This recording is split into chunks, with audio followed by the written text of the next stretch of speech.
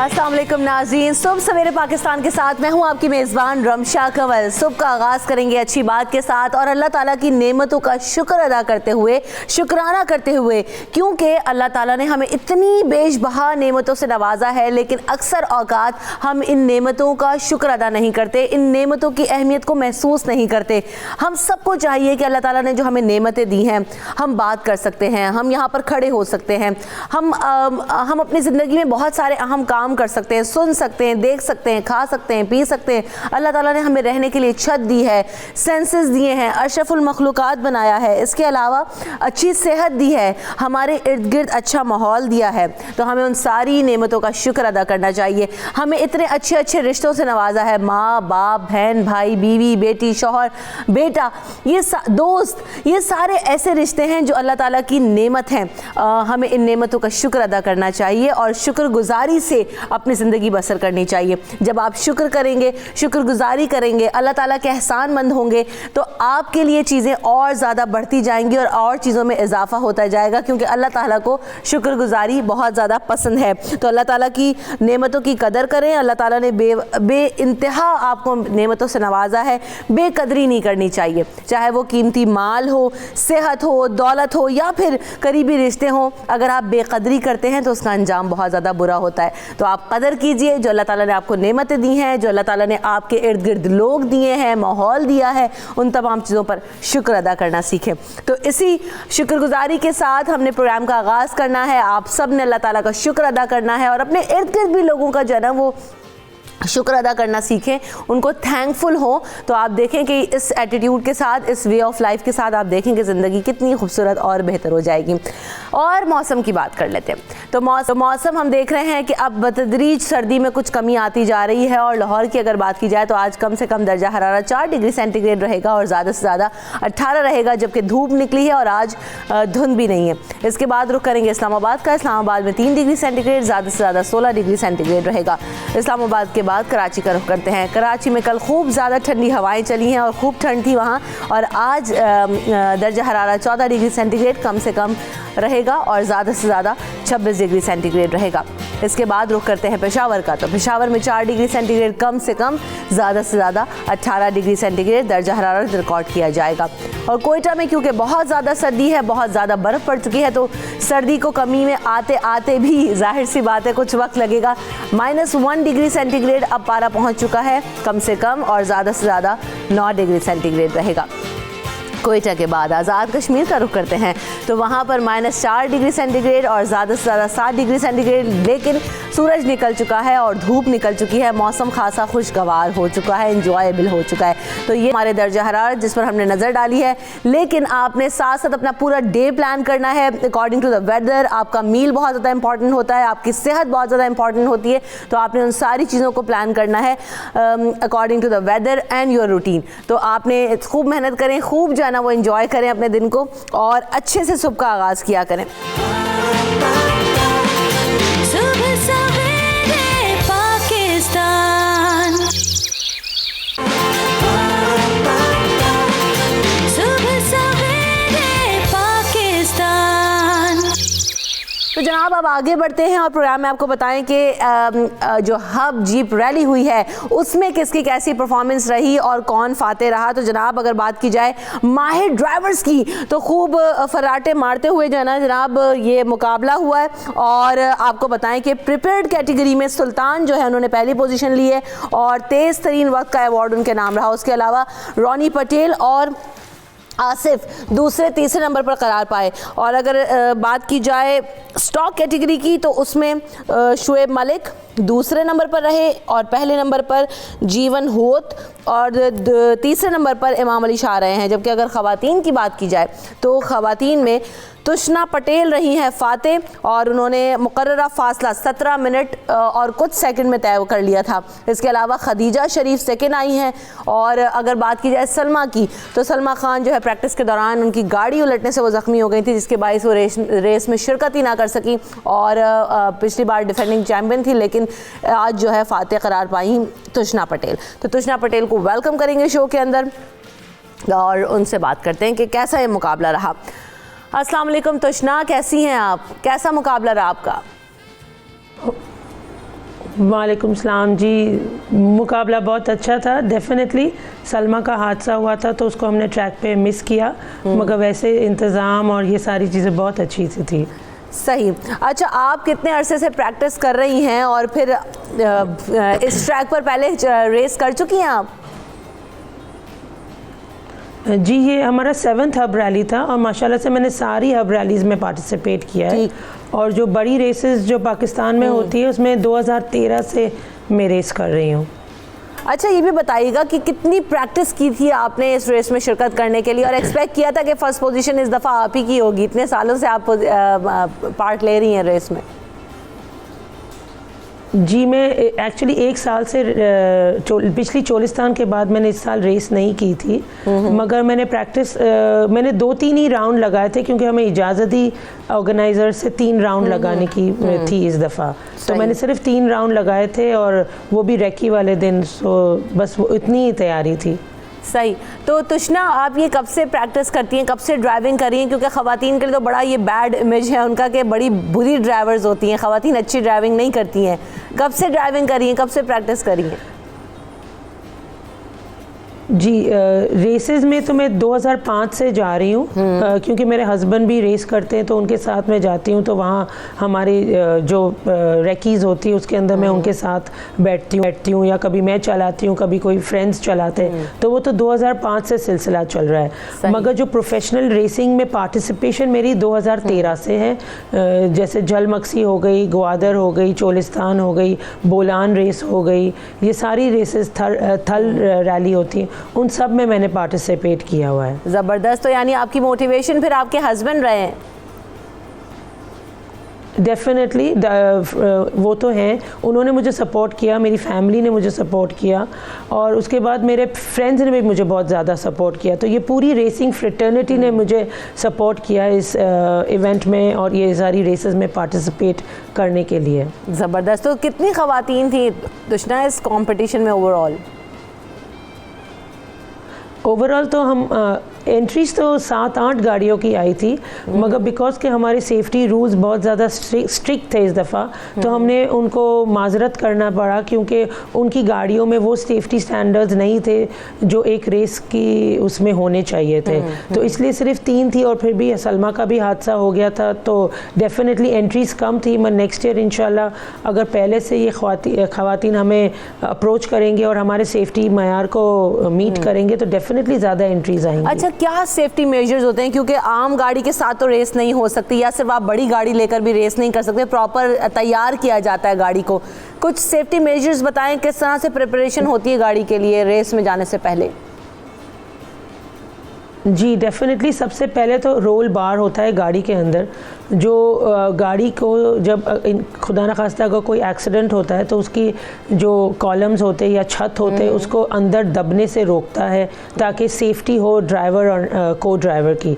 हमारी special racing seats होती है जो बिल्कुल हमारे बॉडी की स्किन के साथ टाइट फिट हो जाती है ताकि हम अगर कोई हादसा खुदा न खास्ता होता है तो हम सीट से चिपक के बैठे हुए और रोल ना हो जाए बाहर या विंड स्क्रीन या शीशे से बाहर नहीं निकल जाए। और फिर हमें 5 पॉइंट हार्नेस होता है, वो भी हमें एकदम जकड़ के रखता है। हमारे पास फायर एक्सटिंग्विशर गाड़ी में मौजूद होते हैं, हमारे पास फर्स्ट एड किट्स मौजूद होते हैं। तो ये तो बहुत इम्पॉर्टेंट है, इसके बगैर तो कोई भी रेसर पार्टिसिपेट नहीं कर सकता। सही। तो इसके अलावा गाड़ी की तैयारी होती है। ख़वातीन कैसे ज़्यादा तैयारी कर सकती हैं? जो लोग और रेस में हिस्सा लेना चाहती हैं ख़वातीन, वो कैसे आ सकती हैं और कैसे तैयारी कर सकती हैं ख़ास तौर पे? वो हमें अप्रोच करें हमारा सिंध में एक ऑफिशियली रजिस्टर्ड मोटर स्पोर्ट्स का एसोसिएशन है by the name of Sindh motor sport association.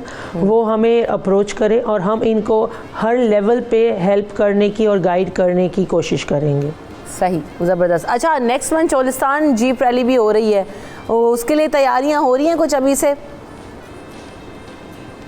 जी, अभी इंशाल्लाह तैयारियां शुरू करेंगे हम। आई थिंक 13, 14, 15, 16 फरवरी को चोलिस्तान की रेस होने जा रही है। सलमा के साथ एक हादसा पेश आया, किस तरह हुआ वो हादसा तुष्ना? आई थिंक कि थोड़ा ओवर स्पीडिंग था, या आई डोंट नो, कोई हो सकता है कोई बीच में रास्ते में कोई चीज़ आ गई है या कोई कंट्रोल।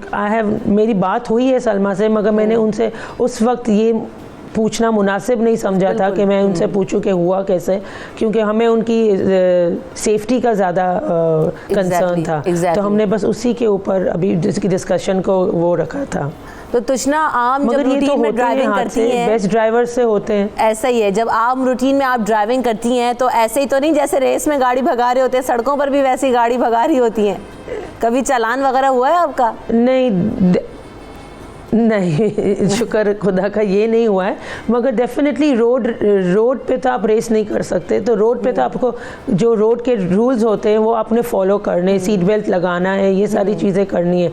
जो रेसिंग के रूल्स होते हैं, फिर हम जब रेस में जाते हैं तो वो रेसिंग के रूल्स को फॉलो करते हैं। तुष्ना, कभी घर वाले कहते हो आप निकली हो आज चलो यार शॉपिंग करके आते हैं, जो है ना, दोस्तों के साथ निकली हो, फैमिली के साथ निकली हो, और कहते हो कि तुष्ना के साथ हमने नहीं बैठना, तुष्ना के साथ गए तो बस ज़िंदगी जो है ना वो ख़तरे में, अनसिक्योर फील तो नहीं करते? मेरे फैमिली में और या मेरे फ्रेंड्स में मेरे अब्बू के अलावा कोई मेरे साथ बैठने में इनसिक्योर नहीं करते, वो ज़्यादा नर्वस हो जाते हैं। बाकी किसी को प्रॉब्लम नहीं होता, और वैसे मैं इतना तेज़ रोडों पे चलाती भी नहीं हूँ।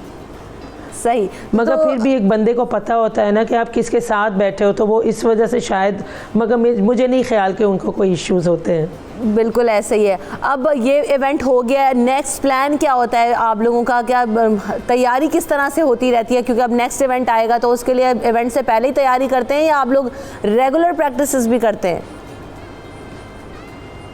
नहीं, रेगुलर प्रैक्टिस तो नहीं होती है। आप जब रेस होने लगती है उसके 4-5 दिन पहले, 6 दिन पहले हम डेजर्ट में चले जाते हैं, हम अपने कैंप्स लगाते हैं और फिर उसी ट्रैक को बार बार रिपीटेडली हम रेस करते हैं ताकि हमारा हाथ बैठ जाए और हमें ट्रैक का बिल्कुल, क्योंकि हमें याद करना पड़ता है ट्रैक। बात है। तो आपका जो को ड्राइवर होता है वो बार बार उस ट्रैक पे जाते हैं सुबह से लेके शाम तक, ताकि वो ट्रैक याद हो जाए हमें। सही बात है। तो ट्रैक को याद करना बहुत ज़रूरी है ताकि एक्सीडेंट्स ना हो। सलमा खान हमारे साथ मौजूद हैं, सलमा को टेलीफोन लाइन पर वेलकम करते हैं। अस्सलाम वालेकुम सलमा, सबसे पहले तो ये बताइए आपकी तबीयत कैसी है अब?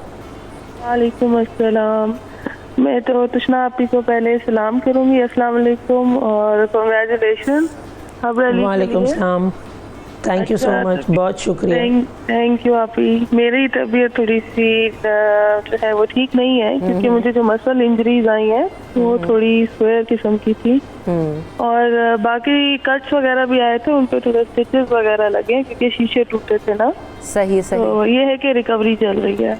बस अल्लाह ताला आपको जल्द अज जल्द रिकवर करे, क्योंकि सलमा जब आपसे कुछ दिन पहले इसी सेगमेंट में बात हो रही थी तो खासी मोटिवेटेड थी, तैयारी थी, सारी चीज़ें थी, और हम एक्सपेक्ट कर रहे थे कि सलमा इस दफ़ा भी शायद जो है वो टाइटल ले जाएगी इंशाल्लाह। और सब मुझे दोबारा इंशाल्लाह देखेंगे ट्रैक पे इंशाल्लाह। और ये लाइफ का हिस्सा है और पार्ट ऑफ गेम एक्चुअली ये सब होता है, जो कि हमें सिखाता है कि हमें मतलब और ज्यादा हिम्मत देता है। तो सलमा क्या वजह क्या हुई, एक्सीडेंट की वजह क्या थी? कोई कुछ ट्रैक पे कोई चीज आ गई, ओवर स्पीडिंग हो गई थी, क्या ट्रैक पे बिल्कुल भी नहीं आई, एंड आई वाज ओके, बिल्कुल ठीक चल रहा था सब कुछ। और मैंने आपको जैसे बताया था कि टीम जो है इस वक्त मेरी गाड़ी पूरी खुल चुकी है, वो मतलब देख रहे क्या टेक्निकल फॉल्ट आया ना, तभी उसी पे ही चल रहा है काम।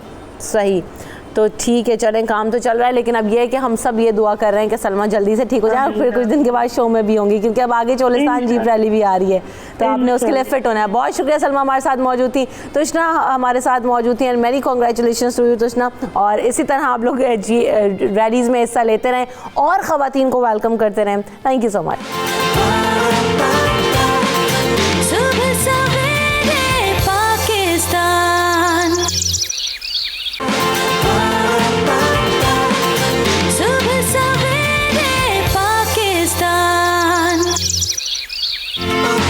जनाब आज हम बात करेंगे मतलब परस्तों के लिए और मतलब परस्ती पर के ये जो कहते हैं ना कि आजकल बड़ी टर्म इन है कि हाउ मीन यू आर, तो ये बड़ा जो है ना वो मसला है हमारी सोसाइटी का कि इतने ज़्यादा लोग मतलबी हो चुके हैं। अच्छा होता क्या अक्सर हम अपने मतलब से लोगों से मिलते हैं, जब तक हमारा काम नहीं होता हम किसी से रब्ता करना पसंद नहीं करते, किसी दोस्त को फ़ोन करें तो कहते हैं यार कैसे हो, इतने दिनों से कहाँ गायब हो, और उसके बाद सबसे पहले अपनी बात करते हैं यार बताइए कैसे हो।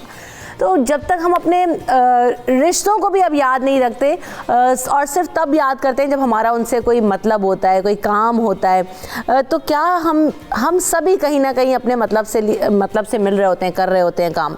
तो क्या वजह है इसकी कि जो मतलब परस्ती का रवैया है कैसे ख़त्म हो सकता है, और क्या ख़त्म हो भी सकता है या नहीं, और या फिर इसका एक पर्सपेक्टिव ये भी हो सकता है कि शायद हम सभी लोग इतने ज़्यादा मसरूफ़ हो चुके हैं अपनी ज़िंदगियों में या इतने ज़्यादा ऑक्यूपाइड हैं इन गैजेट्स की वजह से कि हम अब ना टाइम देना चाहते हैं लोगों से, ना टाइम लेना चाहते हैं।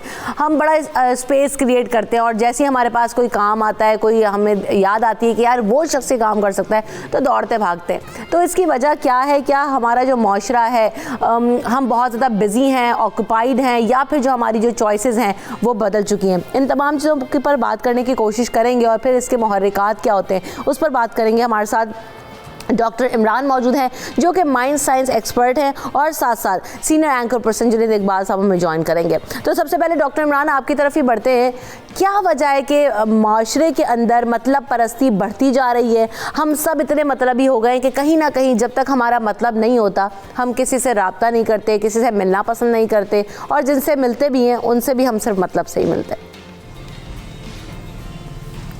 बिस्मिल्लाहिर्रहमानिर्रहीम। पहले तो ज़ाहिर है मेरा ताल्लुक़ नफ्सियात से है। इंसान की नफ्सियात, इंसान का जहन काम ही जब करता है जब उसको हदफ दिया जाता है। अगर उसको कोई हदफ ना दिया जाए, उसकी कोई गर्ज ना हो, उसका कोई मकसद ना हो, तो हम काम नहीं करेंगे। आप जो इस वक्त सुबह प्रोग्राम कर रही हैं, मुझे नहीं मालूम लाहौर में मजीद कितनी सर्दी बढ़ चुकी है, कराची में तो बहरहाल सर्दी काफ़ी है अभी भी, और इसी तरह हम यहाँ पे बैठे हुए हैं, नाजरीन जो इस वक्त हमें सुन रहे हैं, तो पीछे कोई ना कोई गर्ज, कोई ना कोई मकसद तो है ना, जो कोई तरजीह दी गई है कि इस कुछ और काम को छोड़ के सिर्फ मुझे और आपको सुना जाए और हमें इस प्रोग्राम को बताया जाए।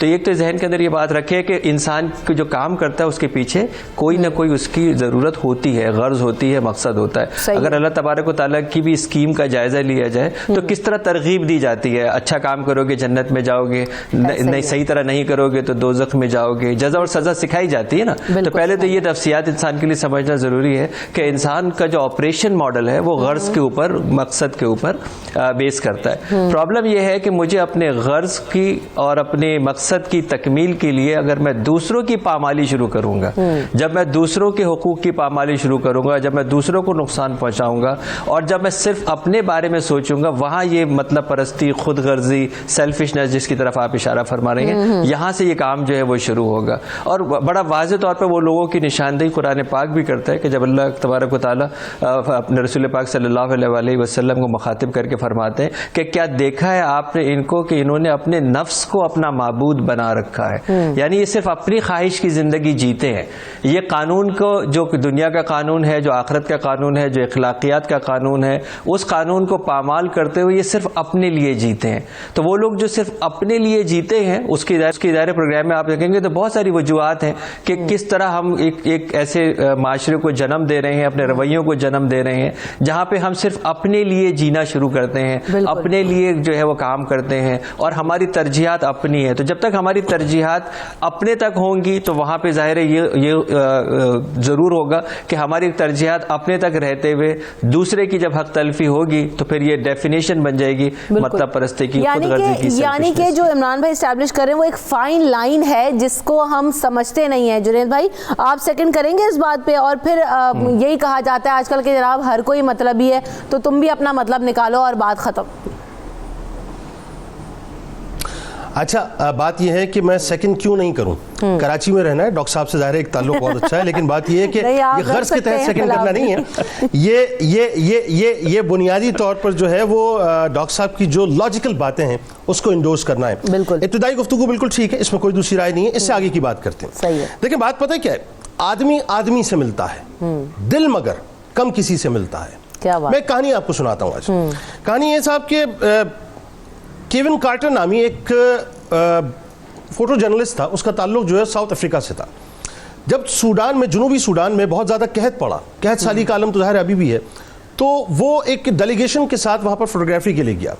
उसने देखा कि एक बच्चा है जो इंतहाई लागर हो चुका है, इंतहाई लागर हालत में है और वो किसी वक्त भी मर जाएगा। बिल्कुल। और ठीक उस बच्चे से थोड़ा दूर एक गिद्ध बैठा उसका इंतजार कर रहा था कि जैसे ये मरे, गिद्ध की सिफत का आपको पता है कि मुर्दार खाता है वो, तो गिद्ध इंतजार कर रहा था कि जैसे ही वो बच्चा मरे, उसकी सांसें निकलें, मैं जाके उसे भंबोड़ दूं।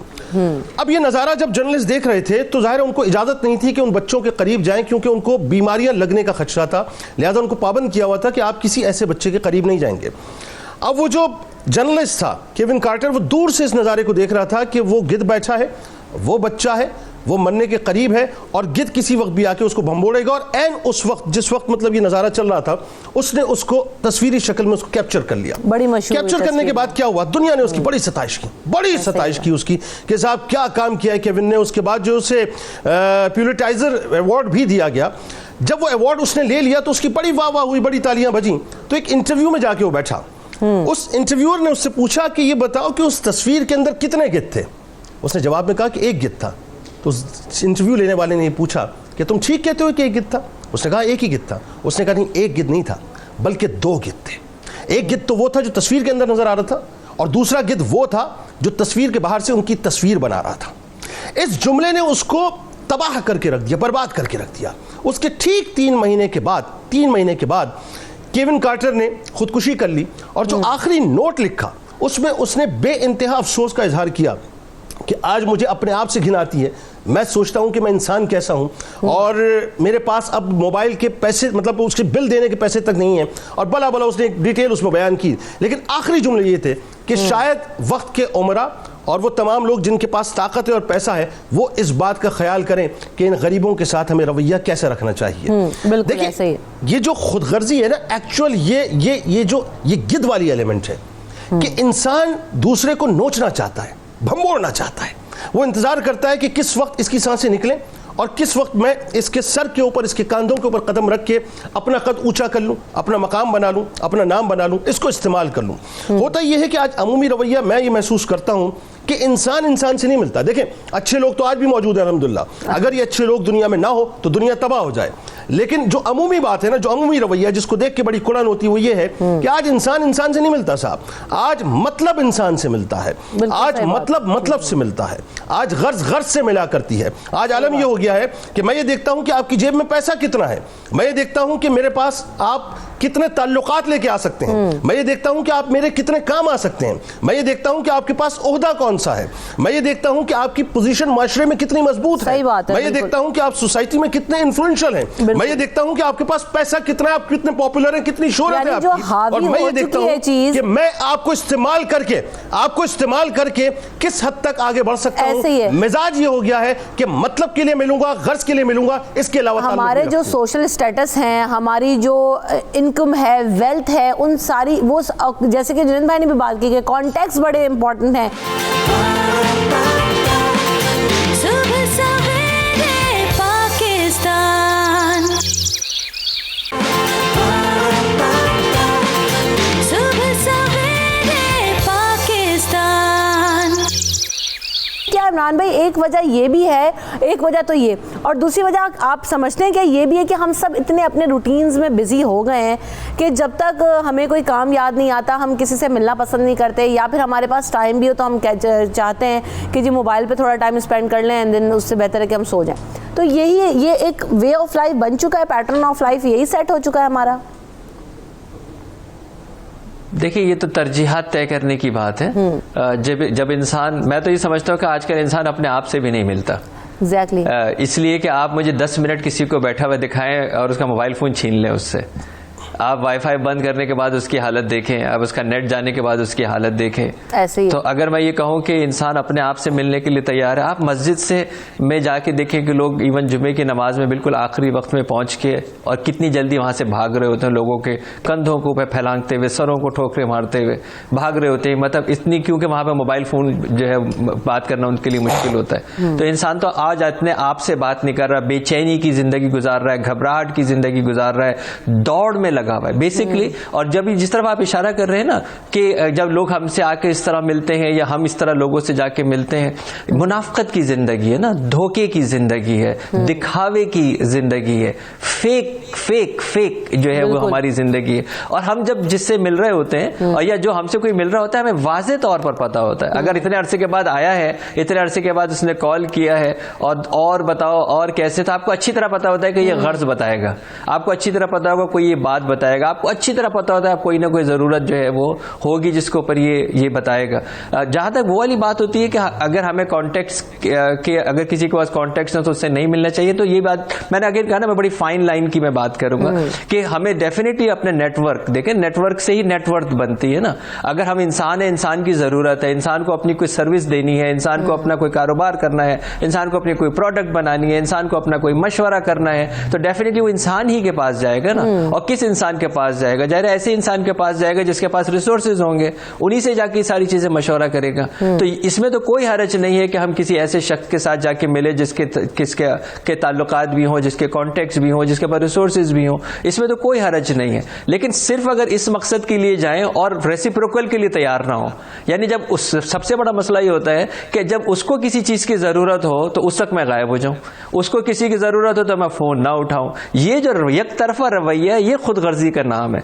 दो लोगों के बीच में बाहिमी ताल्लुकात अगर उसके कुछ समरात भी मिलते हैं तो उसमें कोई हरज नहीं है। हम एक दूसरे के घरों से खाना ले लेते थे, हम दोस्तों से पूछ लिया करते थे, हम उधार मांग लिया करते थे, हम उधार वापिस भी कर दिया करते थे। तो ये सारी चीजें जो है ना, ये तो मौजूद होती थी ना। क्या नहीं होता था कि अगर घर में खाना नहीं बना तो चलो बराबर में खाला से जाके पूछ लो कि खाला आपने क्या बनाया है, तो इसमें ना खाला बुरा मानती थी ना हम बुरा मानते थे, इसमें तो कोई हरज नहीं था, क्योंकि वो भी आपके यहाँ से कुछ मंगवा सकती थी, हम भी उनके यहाँ से कुछ मंगवा सकते थे। तो दुनिया तो इसी पे होगी ना, जब इंसान एक दूसरे की जरूरतों को पूरा होगा ना। तो क्योंकि उसमें ये वाली गर्ज नहीं थी कि एक तरफा प्रॉब्लम है, एक तरफा अप्रोच जो है कि सिर्फ मेरा मसला हल हो, सिर्फ मेरी बात हो और दूसरे के लिए मैं तैयार ना हो, यानी मैं सिर्फ रिसीविंग एंड पे होऊंगा, गिविंग के ऊपर मैं जो है वो नहीं होऊंगा, सिर्फ इनटेक होगा, आउट कुछ नहीं होगा। वो रवैया जो है वो प्रॉब्लमेटिक हो रहा है, जिसकी वजह से इंसान इंतहा से ज्यादा मायूस होता है जब उसको ये लगता है कि उसने इतनी ज्यादा जो है वो किसी के लिए किया था और आज उसके पास वक्त भी नहीं है कि उसकी कोई बात सुन सके। बिल्कुल ऐसे ही। कॉलर हमारे साथ मौजूद है मोहम्मद अयाज। अस्सलाम वालेकुम। वालेकुम अस्सलाम सर। जी सब क्या कहना चाहते हैं? सवाल कीजिए, क्या कहना चाहते हैं? वालेकुम अस्सलाम। सवाल क्या है आपका, पूछिए।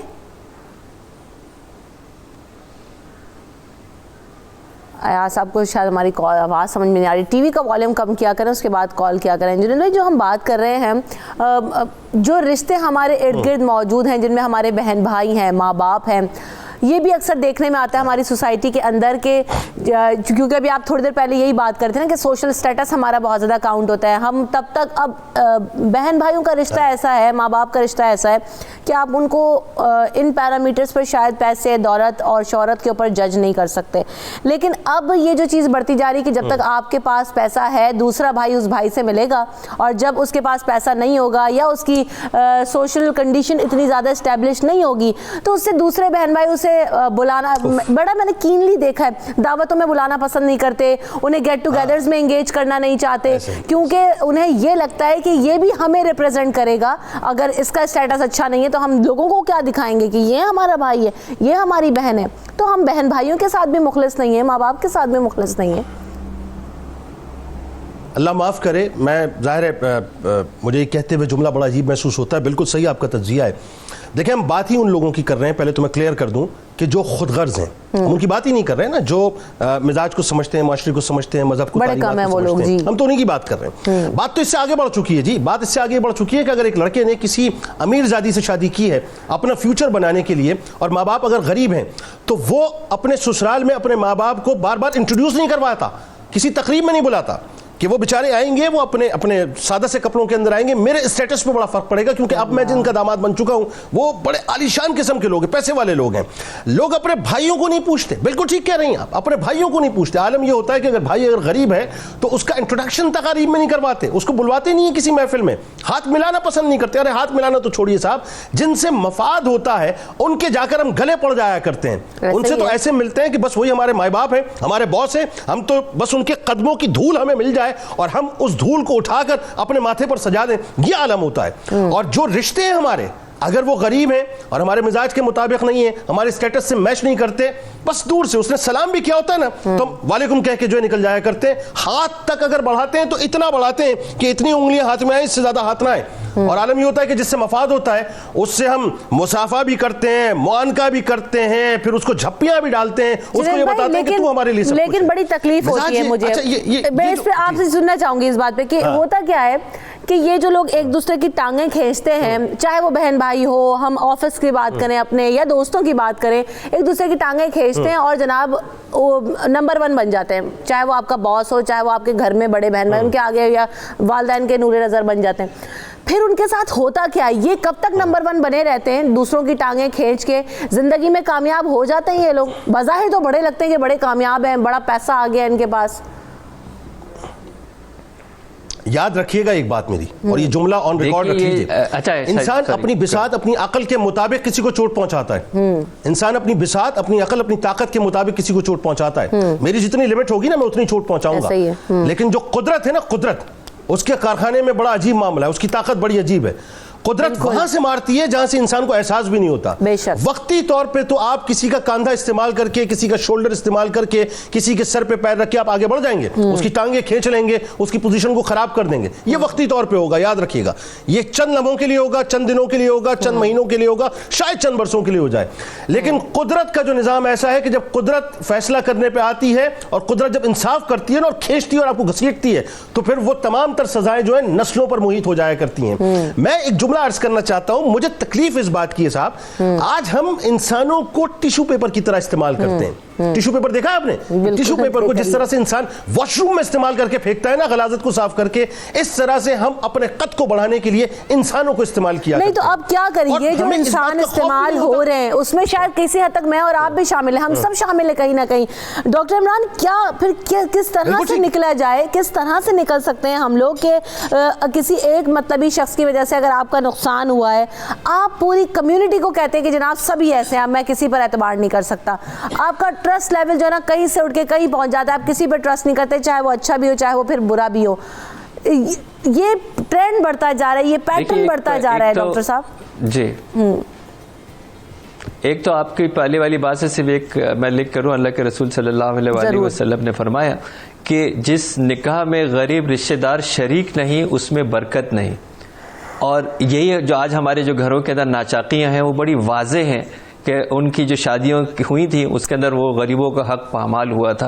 ये बड़ा वाज़ेह उस घरों के अंदर अपने जो रिश्तों में हमारी रुकावटें आ रही हैं, ये भी हमें बड़ा वाज़ेह तौर पर मालूम है कि हम क्यों कितना शरीयत से दूर हैं। अभी जो आपने बात बताई, मैं आपको बताऊं बहन कि ये जो नंबर 1 बन रहा होता है ना, ये खुश फहमी में होता है, धोखे में होता है। और मैं यकीन माने जो उसको बना रहे होते हैं ना वो खुद गर्ज होते हैं। मेरी बात फिर मैं नोट कीजिएगा, जो उसको बना रहे होते हैं ना वो भी खुद गर्ज होते हैं। उनको भी पता है कि इससे हमें मतलब निकलेगा, आज इसकी तारीफ करो झूठी, आज इसको आगे बढ़ने दो, आज अगर किसी की पामाली भी हो रही है तो बाकी सारे खामोश तमाशाई बन के इसलिए उसमें शरीक होते हैं कि यार ये ऊपर चला जाएगा, हमें भी इससे कोई फायदा हो जाएगा। वो भी अपनी मतलब परस्ती के लिए वाह वाह वाह वाह वाह वाह हो रही है, झूठी तारीफ हो रही है ना। तो इसका मतलब है कि ये दोनों तरफ धोखे की एक जिंदगी गुजर रही है। फिर एक जो आप जिस तरफ आप बात कर रहे हैं ना, जहां पे टूटता है वहां पे वो होता है कि जहां पे कुछ जाहिर दुनिया में नेक लोग हमेशा ज्यादा हैं, इसीलिए दुनिया कायम है। जब ये ऑपोजिट हो जाएगा तो दुनिया खत्म हो जाएगी। लेकिन ऐसे ही है ना, नेक लोग ज्यादा हैं, लेकिन जब एक इंसान कभी कोई अपने खुलूस के साथ कोई रिश्ता रखता है, उसकी कोई गर्ज अटैच नहीं होती और फिर उसको अगर गलत समझा जाता है, उसको ये समझा जाता है या बदगुमानी जो है वो रखी जाती है कि ये अपने मतलब की वजह से कर रहा था, इसने किया। बच्चे बड़े आराम से कह देते हैं वालिदैन को, आपने हमारे लिए किया ही किया। और अब बच्चे जिस दिन कमाने लग जाते हैं उस दिन वो ये समझने लग जाते हैं कि जी वालिदैन जो है वो हमारी कमाई के ऊपर पल रहे हैं, अगर हम नहीं देंगे तो फिर वालिदैन जो है वो उनका क्या होगा। वालिदैन को अपनी जो है वो रवैये हमारे साथ मुख्तलिफ जो है वो रखने चाहिए। वालिदैन के ऊपर एहसान जमाना शुरू कर देते हैं। अगर आप देखें वालिदैन को भी कह देते हैं कि आपने हमें पाल पोस के बड़ा कर दिया, आप मतलब ही हैं, ये तो आपका फर्ज था, अब आप मुझसे दोबारा से इसको ऐसे ही मतलब ये भी है ना, जैसे उनकी कोई गर्ज थी, ऐसे ही। मेरा ख्याल ये है कि इसका जांचने का पैमाना बड़ा आसान है कि जिस तरफ आप ये बदगुमानी कर रहे हैं, अगर आप सिर्फ ये सोचें कि इसका क्या फायदा होगा, यानी ये जो शख्स मुझसे ये तवक्कात कर रहा है, या ये शख्स जो मेरे साथ रवैया रख रहा है, या ये शख्स जो मुझसे कुछ तलब कर रहा है, या ये शख्स जो मुझे किसी बात पे मजबूर कर रहा है, ये इससे क्या फायदा होगा। ठीक है, वालिदैन को अपने बच्चों की खुशी से क्या फायदा होगा, अगर बच्चे कामयाब हो जाएंगे तो क्या फायदा होगा। इसका मतलब है कि परसेप्शन का जो है वो पर्सपेक्टिव है ये। ठीक है, चले आप प्रोग्राम के बिल्कुल अब इख्तिताम पे पहुंच रहे हैं इस सेगमेंट के। तो एक तो डॉक्टर साहब, एक तो आप मेडिकल कैंप भी लगा रहे हैं, फ्री मेडिकल और मेंटल हेल्थ कैंप, जरा उसके बारे में भी क्विकली बता दीजिएगा कि वो क्या है और मेरी बहन जो है मेरा जी देखें डॉक्टर, मेरी हमेशा से ख्वाहिश है कि गरीब और अमीर का इलाज यकसा बेहतरीन मेयार के साथ हो। ट्रांसफॉर्मेशन 2020 इस इतवार को 26 जनवरी गुलशन इकबाल में Jofa tower transformation wellness centre के अंदर एक फ्री मेडिकल कैंप अरेंज कर रहा है, जिसमें psychiatrist, neurologist, clinical psychologist, gynaecologist, child specialist, skin specialist, autism specialist और उसके अलावा लैब टेस्ट, डेंटल स्कैनिंग, ये सारी सर्विसेज, दवाइयाँ, इलाज सुबह 10 बजे से लेके शाम 5 बजे तक बिल्कुल मुफ्त वॉक इन जो है वो किया जाएगा, क्योंकि ये बहुत महंगे इलाज हैं, बहुत महंगे जो है वो डॉक्टर्स हैं, बाहर से डॉक्टर्स बुलाए हैं और दवाइयाँ सारी अरेंज की हैं ताकि ज़्यादा से ज़्यादा लोगों की तो यानी लोग अवेल कर सकते हैं। बिल्कुल, तो आप भी जाइए और आपको जो भी प्रॉब्लम है आपकी बॉडी से रिलेटेड आप एड्रेस कर सकते हैं। और आई विश कि मैं कराची में होती तो ज़रूर आती। डॉक्टर साहब, जुनैद भाई, कैसे कंक्लूड करें, हम अपनी ज़िंदगियों से इस एलिमेंट को निकाल भी सकते हैं या अब निकलता हुआ नजर नहीं आ रहा? कोशिश बहरहाल की जा सकती है, क्या कहेंगे? नहीं, कोशिश बिल्कुल करनी चाहिए। और देखें, बात पता है क्या, ये जहन में रखें, मैं एक जुमला अदा करना चाहता हूँ। लोग पूछते हैं कि अपना कौन होता है। गम के वक्त जो सबसे पहले आपके साथ आकर आपके शोल्डर से शोल्डर मिला के खड़ा हो जाए ना, वो आपका अपना है। बिल्कुल इसी तरह से खुशी के मौके पर जो सबसे पहले आपके चेहरे पर मुस्कुराहट देखकर खुद खुशी महसूस करे, वो आपका अपना है। और लोग पूछते हैं कि दोस्त कौन होता है। बहुत आसान सा फलसफा है। जिस वक्त शदीद गमों का पहाड़ टूट जाए और मोबाइल फोन उठाने के बाद जो सबसे पहला नंबर आप डायल करें, सबसे पहला नंबर अपने खूनी रिश्तों के बाद, समझ लीजिए वो आपका दोस्त है। और जिस वक्त खुशी आपके आंगन में आ जाए और उस खुशी को शेयर करने के लिए सबसे पहला नंबर अपने खूनी रिश्तों के बाद जब आप डायल करेंगे, तो समझ लीजिए वही नंबर आपके दोस्त का नंबर है। बात यह है कि ये इंसानों का माशरा है, जानवरों का माशरा नहीं है। अल्लाह ताला ने हमें इतना हसीन माशरा दिया है। आप लोगों के लिए जीना तो सीखें साहब, इस खुदगर्जी के डोमेन से बाहर निकलें, इस मतलब परस्ती की दुनिया से बाहर निकलें और किसी की खुशी, किसी की मुस्कुराहट के लिए जीना सीखें। यकीन मानिए, मेरे रसूल ने फरमाया बेहतरीन इंसान वो है जिसका वजूद इंसानों के लिए मुफीद हो। आप अच्छे तो हो जाए लोगों के लिए, आप अच्छे होंगे, आपको अच्छे लोग मिलेंगे और वहां मसरतें मिलेंगी, उसकी बात ही कुछ और है। आपके लोग कई टांग खींचने की कोशिश करें, आप आगे बढ़ेंगे, आप मुस्कुराहटें बिखेरेंगे। बहुत शुक्रिया दोनों मेहमानों का। वक्त बिल्कुल खत्म हो गया, यहाँ पे ब्रेक के बाद दोबारा हाजिर होंगे।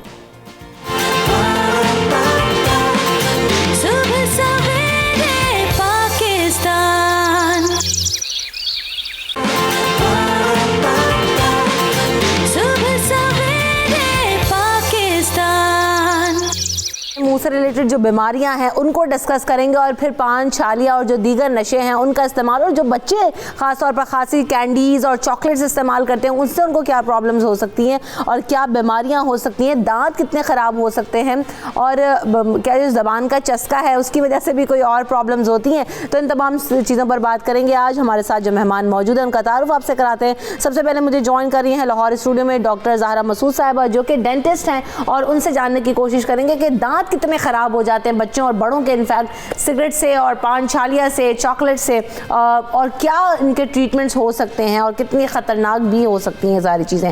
साथ साथ डॉक्टर बिल्किस आपा को वेलकम करेंगे शो में कराची स्टूडियो से, और साथ साथ हमारे साथ आगा अब्बास साहब भी मौजूद होंगे जो कि माहिर तिब्ब नबवी हैं। तमाम लोगों को वेलकम करते हैं शो में और अस्सलाम वालेकुम सब लोगों को। तो सबसे पहले डॉक्टर ज़ाहरा आपसे आगाज़ करते हैं। एक तो हम ये देखते हैं ना, बड़ा मसला है जनाब हमारे यहाँ के जो लोग पान छालिया सिगरेट इस्तेमाल करते हैं उनके दांत बहुत ज़्यादा जल्दी ख़राब हो जाते हैं, फेड हो जाते हैं, कैविटीज़ बन जाती हैं और ख़त्म भी हो जाते हैं कुछ लोगों के दांत। क्या क्या प्रॉब्लम्स हो सकते हैं इन चीज़ों की वजह से? अस्सलाम वालेकुम। सबसे पहले मैं अपना तारुफ़ करा दूं, मेरा नाम डॉक्टर ज़ाहरा मसूद है और मैं लाहौर में डेंटल आर्ट नाम के क्लिनिक में प्राइवेट प्रैक्टिस कर रही हूँ पिछले 10 साल से। साथ ही साथ मेरी तदरीसी शोबे से भी वाबस्तगी है, जो इम्प्लांट सर्जरीज़ होती हैं, टूथ वाइटनिंग वर्कशॉप्स होती हैं और जो मुंह के 3D स्कैन्स उनको पढ़ाया जाता है एकेडमी में। और इसके साथ साथ जो मुख्तलिफ स्कूल कॉलेजेस के अंदर मेरा जो एक मिशन है ओरल हेल्थ अवेयरनेस को फैलाना, क्रिएट करना, उन सारी मुंह की बीमारियों के बारे में बताना, उनकी प्रिवेंशन, उनकी ट्रीटमेंट।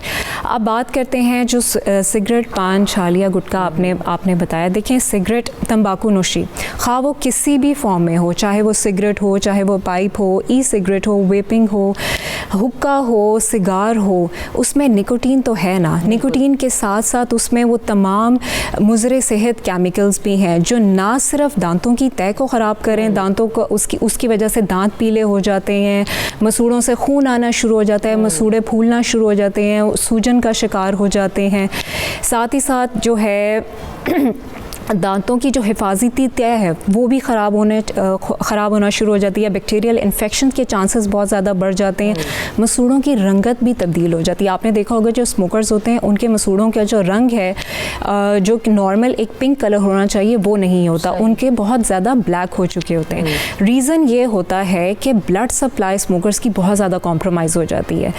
ऑक्सीजनेटेड ब्लड जहाँ पर जाना चाहिए उस ऑक्सीजनेटेड ब्लड की जगह तो निकोटीन भरा हुआ होता है उस ब्लड के अंदर, तो उस वजह से जब ब्लड सप्लाई ही नहीं प्रॉपर होगी तो जाहिर है उस रीजन की जो हीलिंग है, उसकी न्यूट्रिशन है, वो भी कॉम्प्रोमाइज़ होती है। ठीक है। साथ ही साथ स्मोकर्स में ये भी बड़ी प्रॉब्लम है कि उनकी सर्जरी करें या उनका कोई भी मुंह का इन्फेक्शन होता है वो बहुत टाइम लेता है हील होने में, और उसका रीज़न उसके ब्लड सप्लाई ही है।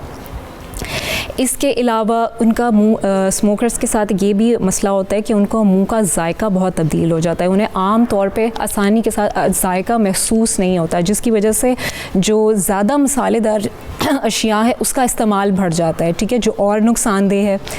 अब बात करते हैं गुटखा, पान, छालिया, नुस्वार, चाहे उसको मुंह में रखें सारा दिन या कुछ देर के लिए चबाएं, बहरहाल वो भी सब नुकसानदेह चीज़ें हैं।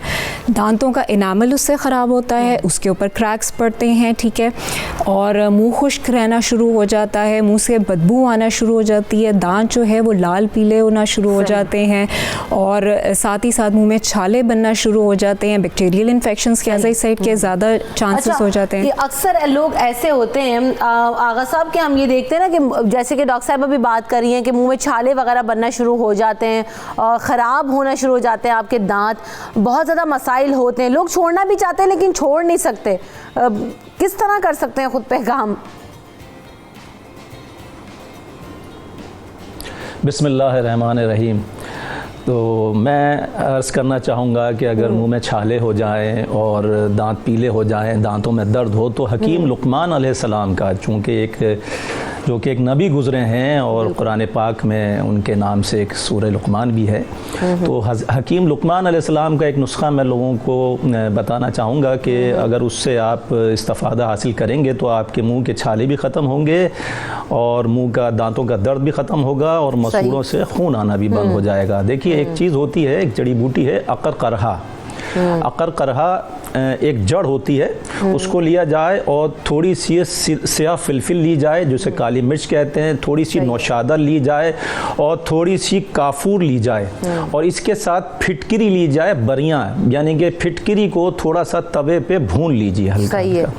इन पांचों चीज़ों को हम वज़न लेने के बाद इसका सफ़ूफ़ बना लिया जाए और सफ़ूफ़ बनाने के बाद जब दांत में तकलीफ़ हो या छालों में तकलीफ़ हो तो उसको दांतों पे और मसूड़ों पे आहिस्ता हाथ से मल लिया जाए। एक 2 से ढाई 2.5 मिनट या 3 मिनट, आप देखेंगे कि 2 दिन में इससे मुकम्मल अफाका माशाल्लाह से आ जाता है और दांत का दर्द तो फौरी रुकता है। और ये ख़वातीन अपने घर में बना के रखें, बच्चों के दर्द में दांतों में जो दर्द होता है ये फौरी 2 मिनट के बाद 3 मिनट के बाद दांत का दर्द चला जाया करता है।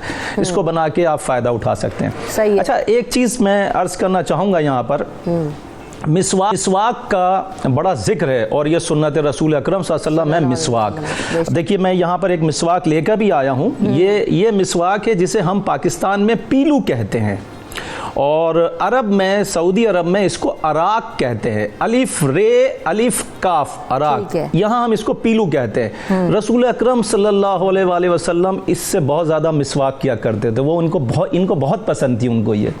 और इसको करने का तरीका है, लोग घबराते हैं, लोग समझते हैं हम एक डंडी से मिसवाक करेंगे दांत कैसे साफ़ होंगे। आप यकीन जानिए मेरी बात पर, मैं दावे से ये बात कर रहा हूँ, जिनके मसूड़ों से खून आता है, रमज़ान में बहुत लोग परेशान होते हैं मसूड़ों से खून आता है, हम रोज़ा कैसे रखें, जिनके मसूड़ों से खून आता है, जिनके दांतों में तकलीफ है और जो सिगरेट छोड़ना चाहते हैं, 70 किस्म के फ़ायदे हैं इसमें मिसवाक में। और ये पीलू के मिसवाक में 70 किस्म के फ़ायदे हैं। इसको करने का तरीका है, इसको जब आप करना शुरू करें तो दांतों से, दाढ़ों से इसको नरम कर लें और नरम करने के बाद आप इसको 2 दिन तक करें, ये इस शक्ल में हो जाएगा और बिल्कुल ये टूथब्रश की तरह से हो जाता है। इसके अंदर पेस्ट छुपा हुआ है, लोग समझते हैं इसके अंदर कुछ नहीं है, लोग समझते हैं इसके अंदर कुछ नहीं है, इसके अंदर खजाने हैं, इसके अंदर पेस्ट छुपा हुआ है। 2 दिन के बाद इसकी जो आगे ब्रश बनते हैं उसको काट दें आप, फिर उसको दबा के दोबारा तैयार कर लें। ये 1 हफ्ते या 10 दिन चलती है बस ये, उसके बाद आप दूसरी यूज करें।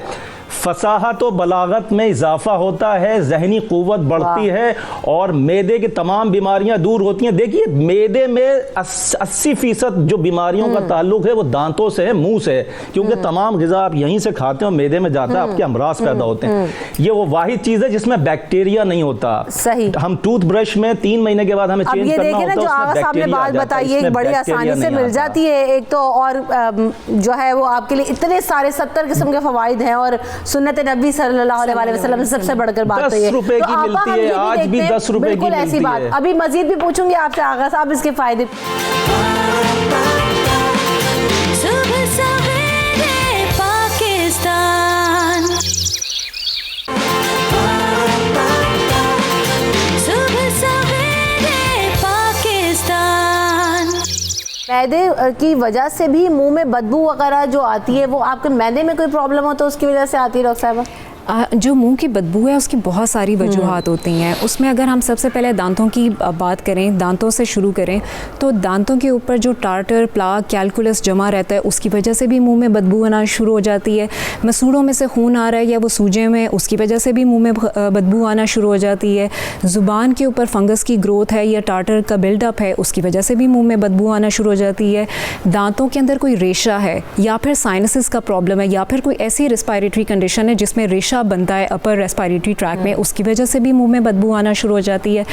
तेज़ाबियत है मैदे में, उसकी वजह से भी मुंह में बदबू आना शुरू हो जाती है। फिर कुछ ऐसी हार्ट डिजीज़ हैं, किडनी डिजीज़ हैं, लिवर डिजीज़ हैं, डायबिटीज़ हैं, जिसकी वजह से एक ख़ास तौर पे ख़ास किस्म की बदबू आना शुरू हो जाती है।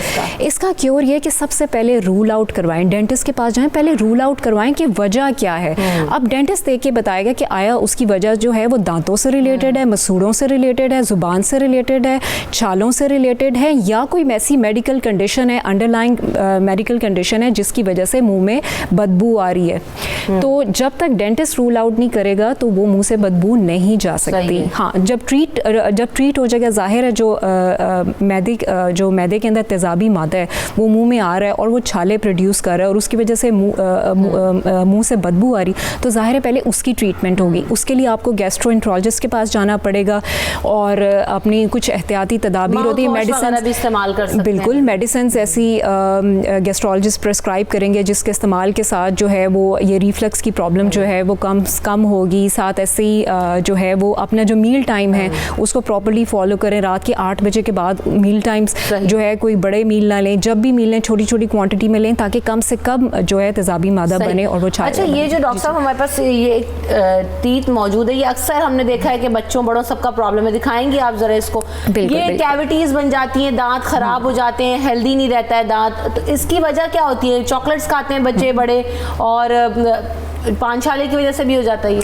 बिल्कुल, मैं आपको बताती हूँ। अच्छा, दांतों की पहले कैविटी को समझने के लिए दांत का पहले नॉर्मल स्ट्रक्चर समझना ज़रूरी है। देखिए, दांत में 3 तरह की तह होती हैं। पहली लेयर जो है एनामल होती है, एनामल के बाद सेकंड लेयर डेंटिन होती है, और उसके अंदर ये नस होती है जिसे पल्प कहते हैं।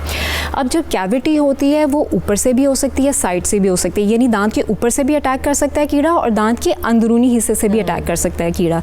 मेन उसका रीज़न ये है कि जब हम खाना खाते हैं और उसको ब्रश नहीं करते तो वो जो खाने के ज़रात दांतों के साथ लगे रह जाते हैं और उनके ऊपर जब जरासीम आके बैठते हैं तो वो अपनी बॉडी से एसिड सिक्रीट करते हैं और एज अ रिज़ल्ट दांतों का जो डीमिनरलाइजेशन हो जाती है, यानी उसमें कैविटी बन जाती है। तो इसकी वजह से भी दांत ख़राब होना शुरू हो जाते हैं। सेकेंडली ये कि अगर कैल्शियम की कमी हो जिस्म में बॉडी के, क्योंकि जो दांत है वो 97% कैल्शियम है, अगर कैल्शियम की कमी हो तो तब भी दांत टूट का शिकार होने लगते हैं। इसको क्या, इसका फिर वो जो ट्रीटमेंट होता है वो रूट कैनाल वगैरह ही होता है, आप इसको क्योर कर बिल्कुल, सकते हैं? इसका जो ट्रीटमेंट है, अगर जो कैविटी है वो फर्स्ट लेयर तक है तब तो फिलिंग हो जाएगी, ठीक है। लेकिन अगर कैविटी डीप चले गई है और अब जो है वो पल्प के अंदर कीड़ा चला गया है तो अब फिलिंग से मसला हल नहीं होता और उसको डेड करना पड़ता है, उसकी रूट कैनाल करनी पड़ती है। समटाइम्स ये होता है कि इन्फेक्शन यहाँ से भी क्रॉस करके नीचे आ जाता है, तो तब जो है हमें देखना पड़ता है रेडियोग्राफिकली और क्लिनिकली कि हम इस दांत को बचा भी सकते हैं कि नहीं बचा सकते, या उसको निकालना भी पड़ता है। तो इसकी लेयर्स के अकॉर्डिंग ट्रीटमेंट प्लानिंग होती है। ठीक है।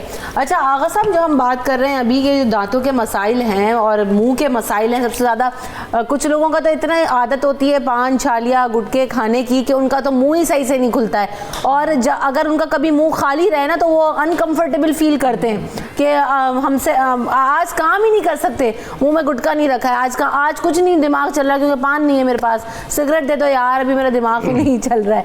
तो ये एक तो नशा कैसे ख़त्म हो और ये मुंह कैसे खोले हमारी आवाम का?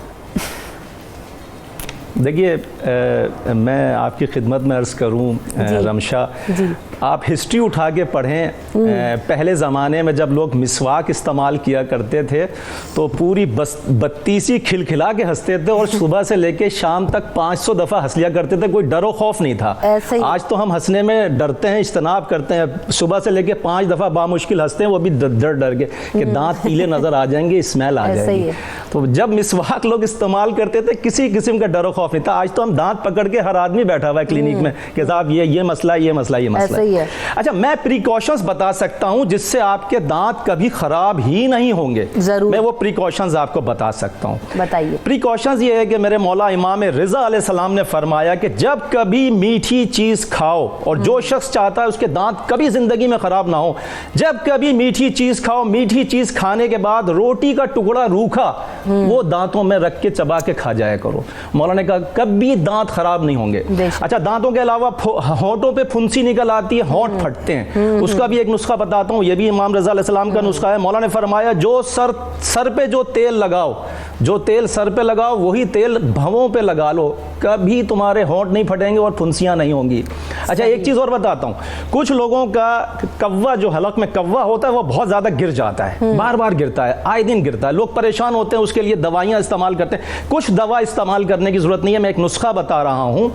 जब कभी भी मीठी चीज आप खाएं और मीठी चीज खाने के बाद आप सेब के सिरके से सिर्फ गर्रारे कर लें, गरारे कर लें, सिर्फ 2 मिनट 2.5 मिनट 3 मिनट, बस भूल जाइए, आपका कव्वा गिरना खत्म हो जाएगा। जब मीठी चीज खाएं, जिन लोगों का मीठी चीज खाने के बाद कव्वा गिरता है वो गरारे करें, सेब का सिरका, अंगूर का सिरका, उससे गरारे करें, कव्वा गिरना बंद हो जाएगा। अच्छा, यहां मैं एक चीज बताना चाहता हूं कि देखिए, मैंने रमजान में एक नुस्खा बताया था, जिन लोगों के दांत गिर जाते हैं और वो दोबारा उगाना चाहते हैं, हमारे मेडिकल साइंस में इसका कोई इलाज नहीं है, लेकिन अगर आप हिस्ट्री उठाएंगे तो तिब्बे इमाम रजा में, रिसाला ज़हबिया में और तिब्बुल आइमा में आपको इसका जिक्र मिलेगा। हिस्ट्री में मौजूद है ये जिक्र, ये पूरा वाकया मौजूद है और मैंने लोगों को बताया, उनके दांत उगे भी हैं, उन्होंने इससे मुस्तफीद हुए हैं, इससे इस्तेफादा किया है। देखिए, इमाम रज़ा अलैहिस्सलाम के पास एक शख्स आया, उसका नाम था इब्राहिम बिन निज़ाम।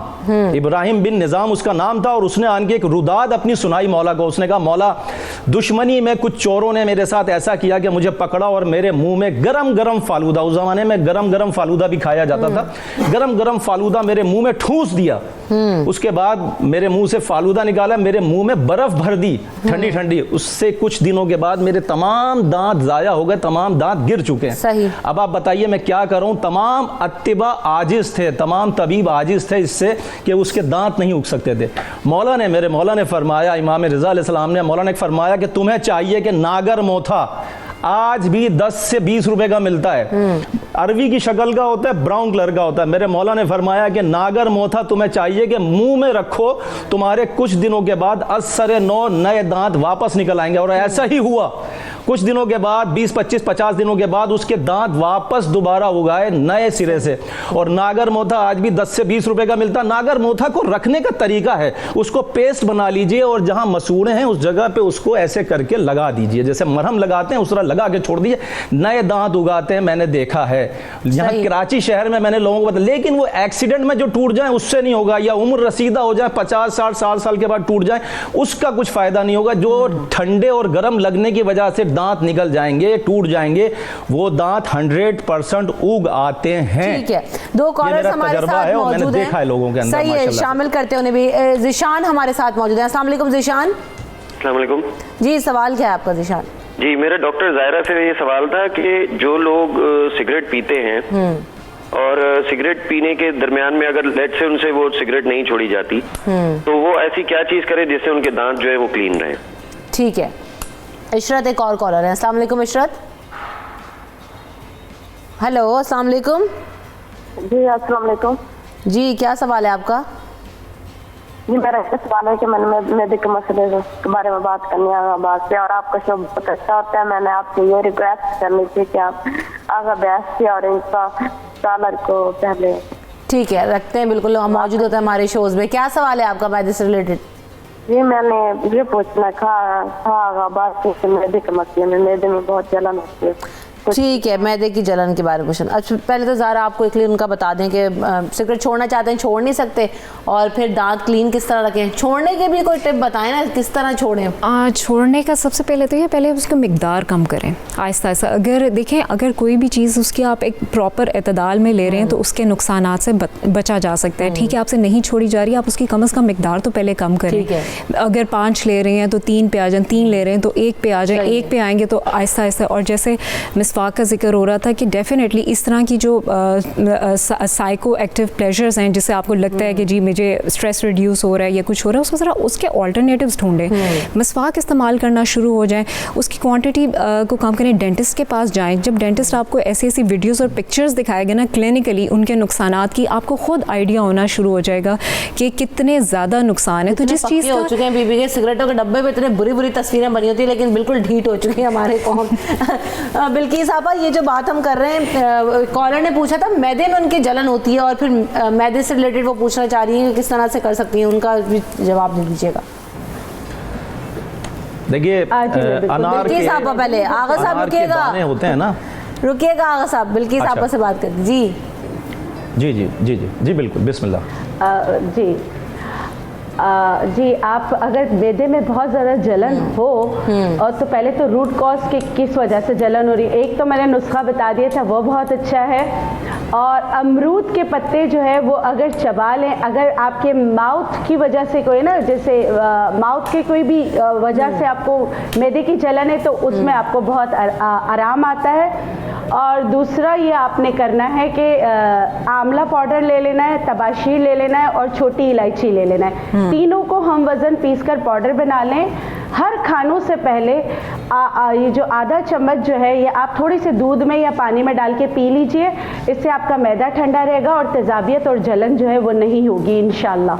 सही, तो हम यहाँ पर इसी नुक्ते पे ब्रेक लेते हैं। ब्रेक के बाद वापस आएंगे तो आगा साहब से भी पूछेंगे और भी बात करेंगे। एक तो बच्चों से रिलेटेड इश्यूज भी पूछेंगे कि बच्चे चॉकलेट्स खाते हैं, बहुत ज़्यादा कैंडीज़ खाते हैं, तो उसकी वजह से कितनी प्रॉब्लम्स बच्चों को हो सकती हैं और उनके दांत और मुंह कितना ख़राब होता है, इस पर बात करेंगे after this break. Stay tuned.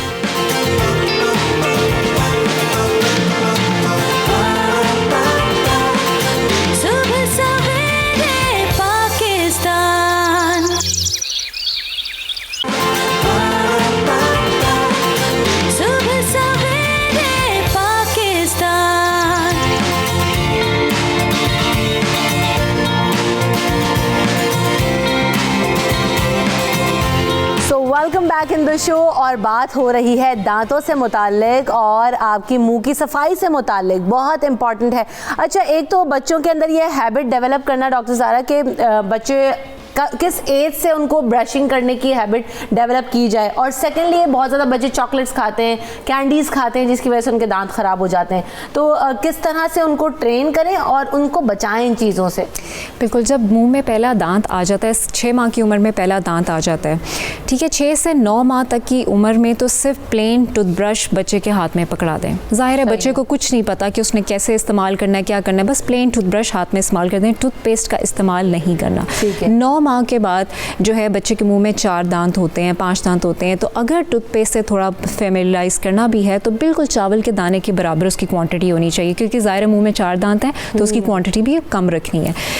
पहली सालगिरह तक, पहली बर्थडे पे बच्चे को प्रॉपर टूथब्रश सुबह और रात को सोने से पहले उसको टूथब्रश गिफ्ट कर दें, साथ साथ टूथपेस्ट की भी आदत डालना शुरू कर दें, फ्लोराइड बेस्ड टूथपेस्ट की, जिसकी क्वांटिटी पी साइज से ज़्यादा ना हो, यानी बिल्कुल मटर के दाने जितने, क्योंकि मुंह में 6 दांत आ चुके होते हैं पहली सालगिरह तक, ठीक है। अच्छा, तो बच्चों के जो मुख्तलिफ अब टूथपेस्ट मिलते हैं मुख्तलिफ ब्रांड्स के, बच्चों का टूथपेस्ट अलग इस्तेमाल करना चाहिए जो आप ले रहे हैं? क्योंकि बच्चों के साथ अक्सर मसला होता है वो खा जाते हैं टूथपेस्ट, इतने छोटे बच्चों को तो पता ही नहीं, कुल्ली भी करना नहीं आती छोटे। बिल्कुल, ये एक तो ये कि सुपरवाइज्ड टूथ ब्रशिंग बच्चे की होनी चाहिए, माँ को खुद कराना चाहिए, क्योंकि अदरवाइज वो बच्चा खा जाएगा। सेकेंडली ये कि जिस मर्जी ब्रांड का लें, जो मर्जी लें, होना फ्लोराइड बेस्ड टूथपेस्ट चाहिए, ठीक है, और उसकी क्वांटिटी जो है फ्लोराइड बेस्ड इसलिए होनी चाहिए क्योंकि ज़ाहिर है जो दांत हैं उसको कंटिन्यूसली डेली बेसिस पे कैल्शियम और फ्लोराइड की उसकी रिक्वायरमेंट है। तो कैल्शियम तो हम अपनी डाइट से पूरा कर लेते हैं, फ्लोराइड को पूरा करने के लिए हम टूथपेस्ट का इस्तेमाल करते हैं, फ्लोरिनेटेड टूथपेस्ट यूज़ करते हैं।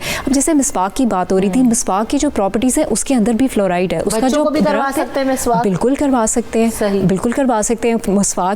मिसवाक बेसिकली टूथब्रश से पहले मिसवाक ही था, उसने दांतों का भी ख्याल रखना है, उसने मसूड़ों को भी साफ करना है, उसने मुंह से बदबू भी ख़त्म करनी है, और उसने फ्लोराइड भी दांतों की तह तक पहुँचाना है। अच्छा डॉक्टर साहब, ये जो हम बात करें ब्रशिंग की बात, एक तो इतना डर लग रहा है इसको देखिए और मूवीज़ में आता है, इसका मुझे ये बताएं कि प्रॉपर ब्रशिंग का जो तरीका है डॉक्टर साहिबा, बड़े और छोटों दोनों के लिए, वो किस तरह से करें? क्योंकि हम देख रहे थे ना जी, सुबह उठें, हमने कल शो किया था कि अगले 3 मिनट में आप क्या करें ना, सुबह उठते तो इतनी जल्दी होती है ऑफिस पहुंचने की, अपने काम ब्रश पकड़ा बस किया और भागे, तो is it the right way कि आप ऐसे ब्रश करें और बस यहाँ किया वहाँ के निकल गए, या प्रॉपर आपको सर्कुलेशन में करना चाहिए, किस तरह करना चाहिए ब्रश? अच्छा, ये तो एक तो ये कि प्रॉपर टाइमिंग को फॉलो करें, यानी रात को सोने से पहले टूथब्रश करें, सुबह उठें कुल्ली करें, कुल्ली करने के बाद नाश्ता करें, नाश्ता करने के बाद टूथब्रश करने के बाद स्कूल कॉलेज ऑफिस जहाँ जाना है जाएं, ठीक है। तो नाश्ते से पहले करना प्रेफर हम पहले कर, लेकिन उसका नुकसान ये होता है कि जब हमने नाश्ता करके एज इट इज निकल जाते हैं तो फिर हमारे दांत जो हमने साफ किए होते हैं वो तो गंदे के गंदे रह जाते हैं। जब नाश्ता कर लेंगे तो वो जो मुंह में जितने बैक्टीरियाज होंगे वो अंदर नहीं चले जाएंगे? देखिए, उसके लिए हमने कुल्ली की है ना, हमने रात को सोने से पहले तो टूथब्रश कर लिया है, वो बैक्टीरियाज खत्म कर दिया, उसके बाद कुल्ली की, मुंह साफ कर लिया, टूथब्रश किया, उसके जरासीम खत्म किया, और उसके बाद टूथब्रश करने के बाद अपने स्कूल तरीका भी जरा समझा दें। तरीका ये है प्रॉपर कि टूथब्रश को अपने मसूड़ों के ऊपर रखें, ठीक है, सॉरी,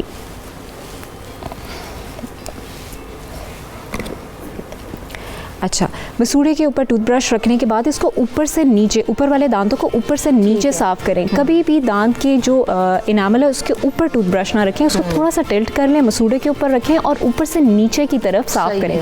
उसका फ़ायदा ये है कि एक तो मसूड़े की क्लीनिंग हो जाएगी, दांत के दरमियान में जो ज़रात है वो साफ़ हो जाएंगे, और दांत की खुद भी तह साफ़ हो जाएगी, ठीक है। इसी तरह पूरा एंड तक एक दांत को 5 से 6 दफ़ा साफ़ करते हुए पूरा एंड तक जाएँ और आखिरी दांत तक जाएँ। ये नहीं कि सारा सिर्फ सामने से फिनिश कर दिया और पीछे वाले दांतों को छोड़ दिया, आखिर तक जाएं और अंदर वाले दांतों को भी इसी तरह साफ़ करना शुरू करें, मसूड़े के ऊपर रख के, और एक एक दांत को 5-5, 6-6 दफ़ा साफ़ करके ऊपर वाली कंप्लीट करें। नीचे ये है कि नीचे मसूड़े के ऊपर टूथब्रश रखें और इसको नीचे से ऊपर की तरफ ब्रश करें। जी, हमारे आइडिया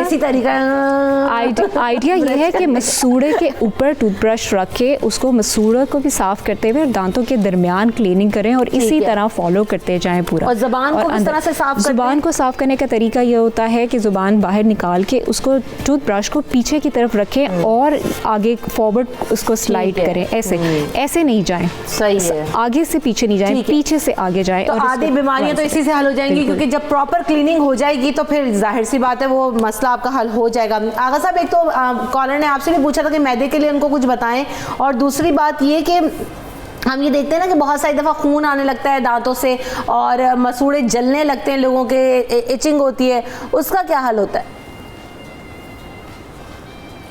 ठीक है, देखिए बिस्मिल्लाहिर्रहमानिर्रहीम, वो जो मेरी बहन कॉलर ने पूछा था उनके लिए मैं बता रहा हूँ, और पहले दिन से ही इंशाल्लाह फाका होगा उनको। सही है। अनार के जो दाने होते हैं, अनार के दाने होते हैं, अनार शीरी ले लें तो बेहतर है। अनार के जो दाने होते हैं उस पे जो सफ़ेद झिल्ली कागज़ टाइप की चिपकी भी होती है, उसके साथ अनार के दाने खाएं। आप अनार के दाने जैसे ही खाएंगे पहले दिन आपके मैदे की तेज़ाबियत और सीने की जलन दोनों ख़त्म हो जाएगी इंशाल्लाह। लेकिन उसको रोज़ाना एक अनार लाजमी इस तरीके से खाया जाए तो कभी भी आपको चंद दिनों के खाने के बाद अफाका इतना होगा कि कभी आपको नहीं होगी इंशाल्लाह। अच्छा, दूसरा सवाल जो आपने पूछा कि खून जो आता है और दांतों में तकलीफ होती है, देखिए अगर मिसवाक के अलावा भी हम दूसरी बात कर सकते हैं, लेकिन मैं यहाँ पर एक और मिसवाक है जिसे जैतून की मिसवाक कहते हैं। जैतून में भी अल्लाह ने बड़ी फजीलत रखी है, और इसका जो ब्रश टाइप का जो हिस्सा होता है, जो इसके ये रेशे होते हैं, ये बिल्कुल सॉफ्ट होते हैं। अगर बच्चे इससे इस्तेफादा करेंगे तो बहुत फ़ायदे में रहेंगे, और इससे फसाद और बलागत हाफजा भी तेज़ होता है और मैदे के निज़ाम को भी दुरुस्त करता है। और ये इतनी मुकद्दस दरख्त का, हाँ, जैतून की इतना मुकद्दस दरख्त की लकड़ी है ये कि जिससे बहुत ज़्यादा अफाका होता है, और दांत बड़े अच्छी तरीके से निकलते हैं। जिन बच्चों के दांत निकल रहे हैं उनको ये कराया जाए तो बहुत अच्छी तरीके से दांत निकलते हैं। दांतों का जो अगला हिस्सा होता है, अगले जो दांत होते हैं वो कटर टाइप के होते हैं, वो ग़िज़ा को काटने के लिए होते हैं, और जो ये दाढ़ें होती हैं चबाने के लिए होती हैं। दाढ़ों को भी साफ करना चाहिए और वो जो कटर आगे लगे हैं उनको भी साफ करना चाहिए। अच्छा, अगर बच्चे मिसवाक इस्तेमाल ना करें तो क्या करें? अब देखिए, लाल गुलाब जो देसी गुलाब है उसकी जो पत्तियां होती हैं, अगर वो बच्चों को खिलाई जाएं उनसे उनका दर्द खत्म हो जाता है। वो खिलाने के बाद आप उन बच्चों को शहद और सिरका, अंगूर का हो चाहे सेब का हो, लेकिन सिरका ओरिजिनल हो, आर्टिफिशियल ना हो, सेब का सिरका और थोड़ा सा शहद, दोनों को हम वजन मिला के हल्का सा पेस्ट बनाइए और बच्चों के दांत पे आहिस्ता हाथ से मल दीजिए। बच्चों का दर्द 5 से 10 मिनट के बाद खत्म हो जाया करता है। लेकिन गुलाब की पत्तियां उससे पहले जरूर खिलानी है बच्चों को। बच्चों का दर्द खत्म हो जाता है, बच्चों के दांत भी बड़े आराम से निकलते हैं। ये तो अब बड़ी अच्छी टिप हो गई, क्योंकि जिन बच्चों की जो है ना टीथिंग ट्रीटमेंट प्रोसेस हो रहा होता है, सॉरी, तो वो माएँ बेचारी बहुत परेशान होती हैं कि बच्चे बहुत ज़्यादा तंग करते हैं क्योंकि उनके दांत निकल रहे हैं और बहुत ज़्यादा मुश्किल फेज होता है वो माओं के लिए। तो बड़ी अच्छी टिप दे दी आगा साहब ने। डॉक्टर बिल्किस, आप भी कुछ टिप दे दीजिए बच्चों के जिनके दांत निकल रहे हैं। और फिर दूसरी बात ये, जो चॉकलेट वाले मसाइल हैं, कैंडीज़ बच्चे बड़े शौकीन होते हैं, रिप्लेसमेंट में क्या बताएं कि क्या खिलाएं, क्योंकि बच्चे मानते भी नहीं ना उसके बगैर, और फिर उनके दांत ख़राब हो जाते हैं। देखिए, रिप्लेसमेंट में भी आप उनको मीठा ही देंगे। जितना भी मीठा देंगे तो जाहिर सी बात है कैविटी अगर वो रह जाएगा तो कैविटी गागल्स यानी कुल्लियाँ कराने की आदत डालें। कुछ नहीं है तो नमक के गरारे ज़रूर कराएं, और जो सरसों का तेल है उसमें भी अगर थोड़ा सा शहद मिलाकर उससे अच्छी तरीके से दांत साफ कर लिए जाएं तो उससे भी कैविटी जो है नहीं बनती। उसमें अगर एक लौंग पीस कर डाल दिया जाए ना तो उससे भी जो है ना कैविटी नहीं बनती। अब अगर कैविटी बन गई है तो प्याज का रस भी बहुत अच्छा होता है, उसमें शहद मिलाकर वो लगा लिया जाए कॉटन बड से ना, और फिर से गागल्स करा लिया जाए तो वो बहुत फ़ायदेमंद है। अच्छा, आप पूछ रही थी कि सिगरेट की आदत कैसे छुड़ाई जाए, तो नेचुरोपैथी में मैं आपको एक नुस्खा बताती हूँ जिससे सिगरेट की आदत कम होके ख़त्म हो सकती है। दिन में 3 से 4 बार बनफ्शा के फूल और गुलाब की ताज़ा पत्तियाँ, इसका कहवा बनाकर दिन में 3 से 4 दफ़ा पी जाए तो इससे आपकी सिगरेट की क्रेविंग ख़त्म होती है और आहिस्ते आहिस्ते निकोटीन की जो आपको एक मतलब आदत है वो ख़त्म हो जाती है। दूसरा एक और टिप है, अगर आपको वो नहीं मिलते बनफ्शा के फ्लावर तो आप अजवाइन 7 से 8 दाने, जब आपको लगे कि सिगरेट की क्रेविंग हो रही है तो आप अजवाइन चबा लें तो वो क्रेविंग कम हो जाती है। सही। सुबह सवेरे पाकिस्तान।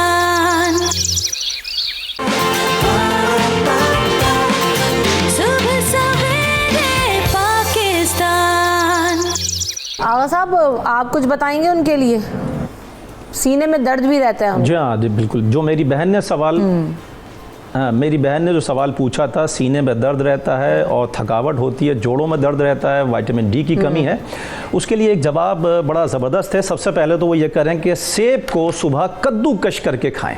सेब को सुबह कद्दूकश कर लें, उसके बाद उसको सेब को सूंघ के खाएं, उसकी जो स्मेल है उसको सूंघें और खाएं। आप देखेंगे आपकी थकावट बिल्कुल ख़त्म हो जाएगी इंशाल्लाह। दूसरी चीज़, जो जोड़ों में दर्द हो रहा है, विटामिन डी की कमी है, सूरज की तरफ पीठ करके बैठ जाएं और किसी किस्म का शेड उनकी पीठ पे नहीं पड़ना चाहिए। सूरज की तरफ पीठ करके बैठ जाएं और एक कंघा हाथ में ले लें और आहिस्ता हाथ से सर के बालों में कंघा करें। उनको जोड़ों का दर्द और थकावट इससे भी ख़त्म हो जाएगी इंशाल्लाह उनको। और ऐसा रिलीफ मिलेगा, 1 से 1.5 घंटा बैठे, ऐसा रिलीफ मिलेगा कि वो आपको कॉल करके कहेंगे कि बहुत ज्यादा आराम है आजकल वैसी धूप, लेकिन रोजाना करना है 1 से 1.5 घंटा। क्या आप बैठे और जन्म धूप भी सेकें, लेकिन सूरज की तरफ सामने से, ठीक है। कॉलर हमारे साथ से धूप नहीं लेनी है, पीछे से लेनी है, पीठ के ऊपर सेंकना है। ठीक है। अस्सलाम वालेकुम आफ्ताब, कैसे हैं आप? क्या सवाल है आपका? वालेकुम अस्सलाम, ठीक आती है, आप सुनाएं? अल्हम्दुलिल्लाह। क्या सवाल करेंगे? अभी मेरे दांत ना सारे खराब हो गए, मेरी उम्र तकरीबन 18-19 साल है। कैल्शियम की कमी वजह से तकरीबन 70% खराब हो गए दांत में। तो पान, छालिया, सिगरेट ऐसी कोई चीज तो नहीं लेते हैं? Chocolates, candies? नहीं, मैं चॉकलेट वगैरह, टॉफी वगैरह खाता हूँ। डॉक्टर साहब कुछ पूछना चाहती हैं? नहीं, मैं यही पूछना चाहती हूँ कि कैल्शियम की जो है, देखें डेली इनटेक ना कम से कम 1200 मिलीग्राम होना चाहिए। 18-19 साल की, और इस एज में जो है 1200 मिलीग्राम पर डे कैल्शियम की रिक्वायरमेंट है। एनी हाउ अगर उनके जिस्म में कैल्शियम की कमी है तो वो सारे वो ऐसा फूड लें, डेयरी प्रोडक्ट्स लें जिसमें कैल्शियम भरमार है। अंडा, दही, दूध का इस्तेमाल, चीज़ का इस्तेमाल, पनीर का इस्तेमाल। ऐसे फ्रूट्स लें जो कैल्शियम रिच्ड है, जैसे मैंगो है, पपाया, पपीता है, जो हमारे अमरूद है, जो हमारे बहुत लोकली इजीली अवेलेबल है। उन सारे प्रोडक्ट्स का जो उन सारी अशिया का इस्तेमाल जो है वो ज़्यादा करें जो कैल्शियम रिच है। सही है। अब बहरहाल ये कि मैंने तो आपको शुरू में भी बताया कि कैल्शियम की कमी की वजह से दांतों का टूट-फूट का शिकार होना एक आम बात है, क्योंकि 97% दांत है ही कैल्शियम है। ठीक है। अपनी डाइट में उसको इम्प्रूव करें कैल्शियम को, ठीक है। कैल्शियम सप्लीमेंट्स ले सकते हैं, और साथ ही साथ जो टूथ ब्रशिंग है वो ट्वाइस अ डे करें। ठीक है। उसमें रीज़न ये है कि कुछ ऐसे टूथपेस्ट होते हैं जिनमें लिक्विफाइड कैल्शियम होता है, तो जो कैल्शियम की कमी है वो वहाँ से भी पूरी हो सकती है। टूथपेस्ट बड़ा मैटर करता है, जो बिल्कुल मैटर। एक कॉलर हमारे साथ हैं। अस्सलाम वालेकुम कुरतुलैन। अस्सलाम वालेकुम। वालेकुम सलाम जी। कुरतुलैन, क्या सवाल है आपका? मैं आगा बात से पूछना चाहूँगी, कोई ऐसी बात मेरे फेस पे बहुत ज़्यादा थी। फेस पे क्या है? ब्लैक हेड्स हैं। ब्लैक हेड्स हैं, ठीक है। आगा साहब बता दें कुछ।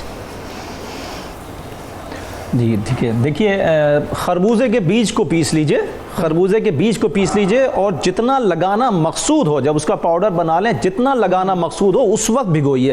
पहले से भिगो के मत रखिए, कीड़े पड़ जाएगा वरना। जितना लगाना मकसूद हो उसको भिगोइए और उसको पेस्ट बना के चेहरे पे लगाइए। और उसके बाद गुलाब की जो देसी गुलाब की जो पत्तियां हैं उसको ताज़ा लीजिए और उसको उसके ऊपर मलिए, आपका ये प्रॉब्लम हल हो जाएगा। अच्छा, एक कॉलर थे मेरे भाई, उन्होंने कहा था कि उनको दांतों का प्रॉब्लम 5 साल से है। मैं जल्दी से, अगर आपके पास वक्त है बेटे, तो मैं एक नुस्खा बता दूं क्या? बता दीजिए क्विकली। देखिए, हफ्ते और जुमेरात के दिन वो नाखून तराशा करें और लबें अपनी ये जो मूछें होती हैं इसको कुतरवाया करें, उससे उनका जो ये देरीना मसला है ये हल हो जाएगा। दूसरी चीज, एक साथ मुर्गी का अंडा और मछली एक साथ ना खाएं, उससे ये तकलीफ उनकी बढ़ेगी। अगर ये खाते हैं तो उसको छोड़ दें। तीसरी चीज, जब भी दर्द पेन ज्यादा हो, हाथ रखें पेन की जगह पे और सूरह कदर को 7 मरतबा बावाज़े बुलंद पढ़ें, अव्वल व आखिर दुरूद शरीफ के साथ। इनकी तकलीफ खत्म होना शुरू हो जाएगी। ठीक है। एक और कॉलर है हमारे साथ। अस्सलाम वालेकुम महविश। महविश की कॉल ड्रॉप हो गया। अच्छा बिल्किस साहबा, एक तो सवाल ये भी आया, ऑफ द टॉपिक है लेकिन ठीक है, आप भी बता दें कि उनके लिए ब्लैक हेड्स को कैसे रिमूव करें वो। जी, उसके लिए जायफल और जवित्री हम वज़न पीस कर पाउडर बना लें। पाउडर बनाने के बाद जेलेटिन जो आता है उसको थोड़ा से गर्म पानी में भिगोएं, तो जेलेटिन पेस्ट बन जाएगा। तो उसमें जो जायफल जवित्री का पाउडर है वो डालकर फिर आप इसको पीलो मास्क की तरह लगाएं। तो ये क्या करेगा, आपकी स्किन से चिपक जाएगा। ब्लैक हेड्स, वाइट हेड्स को जब इसको निकालेंगे तो पील ऑफ हो जाएगा। अच्छा, पील ऑफ हो जाए तो अर्क़े गुलाब और अर्क़े सौंफ। जी जी जी, आप कंप्लीट कर लीजिए। सॉरी जी, बोले। आप मुकम्मल कर लीजिए पहले। और फिर अर्क़े गुलाब, जी अर्क़े गुलाब और अर्क़े सौंफ दोनों का मिक्स करके ठंडा करके इसको रखें। इसको आप स्प्रे किया करें, ये पोर्स मिनिमाइज़र है। तो ये आपके जो आपने ब्लैक हेड्स वाइट हेड्स निकाले उसके बाद ये लगाएंगे तो इंशाल्लाह इससे फ़र्क पड़ेगा। अच्छा आप बड़े महंगे माउथ वॉश आ रहे होते हैं, हम लोग ख़रीदते भी हैं, लेकिन क्या कोई होममेड माउथ वॉश भी हो सकता है या नेचुरल माउथ वॉश क्या हम बना सकते हैं? बिल्कुल, आप दालचीनी का टुकड़ा ले लें, लौंग ले लें, गेंदे के फूल ले लें। गेंदे के फूल सबसे बेहतरीन, मेरीगोल्ड जो है वो सबसे अच्छा माउथ वॉश होता है। इसमें आप अमरूद के पत्ते भी डाल दें। आप इसको उबाल लें, जी बिल्कुल, इसको उबाल लें, छान लें। छानने के बाद इसमें सत पुदीना क्रिस्टल टाइप के मिलते हैं, वो आप इसमें तकरीबन 4 से 4 उसके क्रिस्टल्स उठाकर डाल दें। ये डिज़ोल्व हो जाएगा, ये आपका नेचुरल माउथ वॉश बन जाएगा। आप इससे गागल्स करें, इससे आपको एक मतलब कि बैड ब्रेथ भी खत्म हो जाएगी। कितने टाइम तक बना के रख सकते हैं? आपकी मदद करेगा। कितनी देर तक बना के रख सकते हैं? आप इसमें अगर आप इसमें नेचुरल सिरका डालेंगे, 1/4 टीस्पून नेचुरल होना चाहिए, याद रखिएगा, सिंथेटिक सिरका आपके दांत गिरा देगा। ठीक है। नेचुरल सिरका 1/4 टीस्पून डाल देंगे तो ये प्रिजर्व हो जाएगा, और तो फिर ये आप 1 हफ्ते तक रख सकते हैं। सही है। कादिर एक कॉलर हमारे साथ मौजूद है। अस्सलाम वालेकुम कादिर। अस्सलाम वालेकुम। वालेकुम सलाम जी, सवाल कीजिए। जी डॉक्टर भाई, ये ना मैं रात को सोता हूँ ना, सुबह उठने के टाइम ना जो ना मुंह में पानी आ जाता है ना, जहर सा, तो जो ना दांतों से खून भी आता है। ठीक है। हर थोड़ी देर के बाद ना खून आ जाता है, तो जो ना ये मुझे थोड़ा बता दीजिए आप। कोई इस तरह की चीज़ें इस्तेमाल करते हैं, पान छाल या सिगरेट वगैरह? नहीं, सॉरी, मैं सिगरेट नहीं पीता हूँ। ठीक है जी डॉक्टर साहिबा। अच्छा, जो मुंह में सुबह उठ के खून आना शुरू हो जाता है, उसमें मसूड़े की बीमारी है, जिसमें मसूड़े जो हैं सूज जाते हैं, उनसे खून आना शुरू हो जाता है। इसके लिए परेशान होने की ज़रूरत नहीं, डेंटिस्ट के पास जाएं, मसूड़ों की क्लीनिंग करवाएं, रूल आउट करवाएंगे, पहले रूल आउट करवाएंगे रीज़न क्या है। ठीक है। अब हिस्ट्री प्रॉपर लेने के बाद, क्लिनिकल एग्जामिनेशन करने के बाद, अगर उसमें मसला सिर्फ मसूड़ों का है तो हम मसूड़ों की जब क्लीनिंग कर देते हैं तो उसमें से खून आना बंद हो जाता है और मसूड़े भी अच्छे हो जाते हैं। बार बार अगर दांतों की क्लीनिंग कराते हैं तो उनकी कोई एनिमल भी है वो ख़राब हो जाती है, तो कितनी दफ़ा आप करवा सकते हैं? नहीं, आप साल में 2 दफ़ा करवा सकते हैं, ये WHO से रेकमेंडेड है। हाँ जी, जो दांत की जो लेयर ख़राब होने की बात है, देखिए अगर आप गलत इंस्ट्रूमेंट्स का इस्तेमाल करेंगे, घिसे हुए इंस्ट्रूमेंट्स का इस्तेमाल करेंगे, आपको प्रॉपर टेक्निक नहीं पता होगी तो आप अगले का नुकसान ही करेंगे। तो उसके लिए प्रॉपर टेक्निक पता होनी चाहिए, प्रॉपर फोर्स पता होनी चाहिए इंस्ट्रूमेंट यूज़ करने की, और इंस्ट्रूमेंट्स जो हैं वो घिसे हुए नहीं होने चाहिए। उन हर जो है वो अगर घिस गए तो उसको डिस्कार्ड कर दें, और हर 3-4 महीने के बाद जो है डेंटिस्ट अपने इंस्ट्रूमेंट्स चेंज कर लेता है। उसको ऑटोक्लेव तो डेली बेसिस पे करता है, लेकिन जो है वो अच्छे मटेरियल का, स्टेनलेस स्टील मटेरियल का जो स्केलर्स यूज़ करें तो दांत कभी भी नहीं घिसते हैं। सही जी। बिल्किस आप क्या मैसेज देंगी कि जो लोग छोड़ना चाहते हैं पान छाल या सिगरेट लेकिन छोड़ नहीं पाते हैं, तो वो अपने मुंह को हेल्दी रखने के लिए क्या कर सकते हैं और क्या पैगाम देंगे? देखिए, छोड़ना नहीं चाहेंगे तो कोई भी उनको नहीं छुड़वा सकता। एग्जैक्टली, बिल्कुल। तो बस फिर वो चाहे वो नेचुरोपैथी में, चाहे वो एलोपैथी में, किसी भी पैथी में जाके डॉक्टर्स को ज़रूर विजिट करें। और अगर आपके मुंह में सफ़ेद कलर के छाले बन रहे हैं तो खुदारा टोटके ना करें, अपना ट्रीटमेंट कराएं। हो सकता है वो कोई ऐसी बीमारी, या आपका मुंह नहीं खुल रहा, जैसे आपका मुंह बंद होना शुरू हो गया है, तो ये अच्छी अलामात नहीं है। डॉक्टर को विजिट करें, रूल आउट कराएं और अपना इलाज करें। ठीक है जी आगा साहब। जी हाँ, मैं ये कहना चाहूँगा कि जिन लोगों को जितनी भी अमराज हैं मुंह के, तमाम इस मिसवाक से दूर हो सकता है। आप सिर्फ मिसवाक करें, सुबह दोपहर शाम 3 टाइम कर लें तो भी काफ़ी है, और रात को करके सोएं, सुबह आपके मुंह से खून आना बंद हो जाएगा इंशाल्लाह। और अगर जो लोग दांतों को चमकाना चाहते हैं, सफ़ेद ज़्यादा करना चाहते हैं, उनको चाहिए कि लाहौरी नमक और कफ़े दरिया यानी कि समंदरी झाग दोनों को बाहम मिलाइए और उससे पेस्ट कीजिए, उनके दांत बेइंतहा सफ़ेद चमक जाएंगे। अच्छा, ख़वातीन के लिए हम मुँह के अंदर की बात करें, मुंह के बाहर की भी एक बात कर लेते हैं। खवातीन के लिए एक नुस्खा बता रहा हूं, जब भी घर में गोश्त पकाएं, अच्छी तरह से गोश्त को धोएं, उसके बाद पकाएं। अगर जी हाँ, अच्छा, गोश्त को अच्छी तरह से धोने के बाद पकाएं। गोश्त को अच्छी तरह से धो के पकाएंगी तो ये चेहरे की जो जर्दी माइल चेहरा हो जाता है वो कभी भी नहीं होगा। जर्दी माइल चेहरा इसलिए होता है कि गोश्त अच्छी तरह से हम धो के नहीं पकाते हैं। बस इस बात का ख्याल रखें। बिल्कुल, बड़ी इंपॉर्टेंट बात है। आगा साहब करें जी। डॉक्टर साहब आप क्या कहती हैं?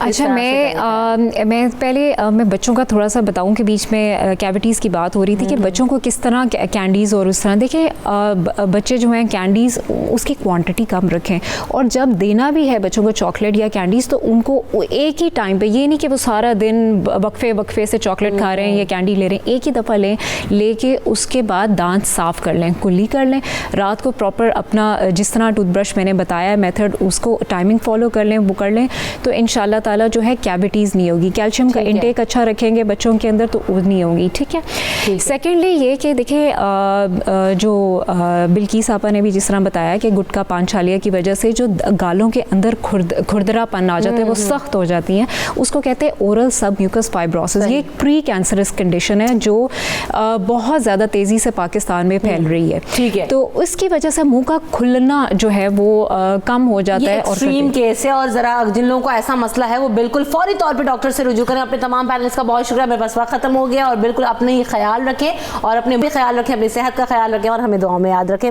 अल्लाह ने के मान।